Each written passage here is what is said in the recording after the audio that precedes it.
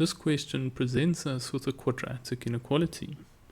This symbol is an inequality symbol, and there's an x squared hiding in here. We're only going to see him after we FOIL.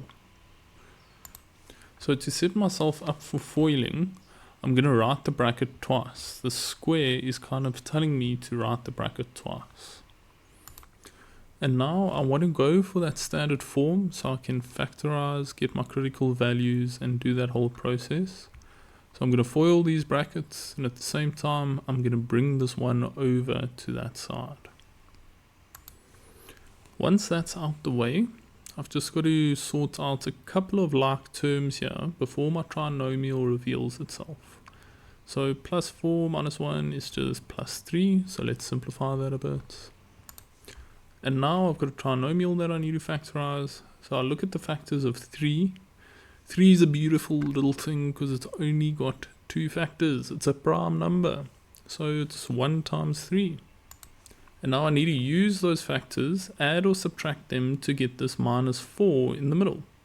So if I say minus 1 minus 3, that will give me the minus 4 in the middle. And from there I can create my two brackets. My first bracket will be x minus 1, and my second bracket will be x minus 3. And now I'm going to get my critical values. Your critical values just come from like if you had to solve for x. So it's like you make x minus 1 equals 0 and you take the 1 over.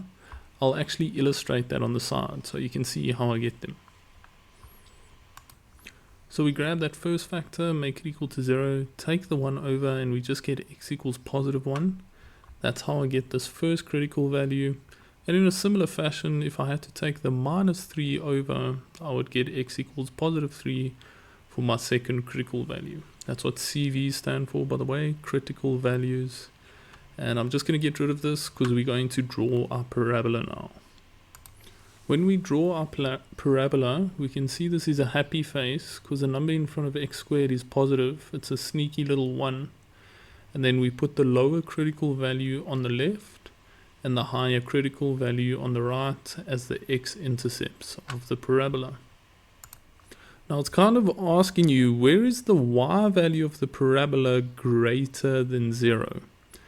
So if we have a look at the y-axis, it's where the parabola is above the x-axis, because then it gives you a positive y value. So it's the outskirts of the parabola. So we've got to write these two little regions as inequalities, or we can do interval notation. I'll do both for you.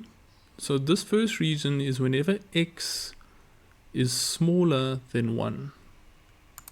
And also just make sure that if you have an equals to sign here with this inequality must have an equals to sign.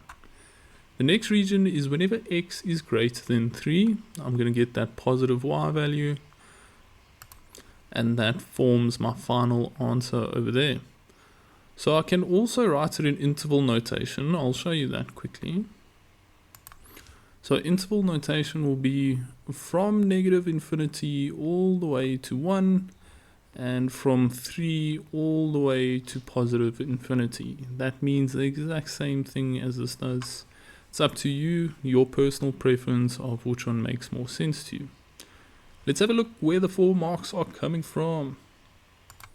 So your 4 marks will come from standard form, factorizing the correct critical values as well as the correct answer.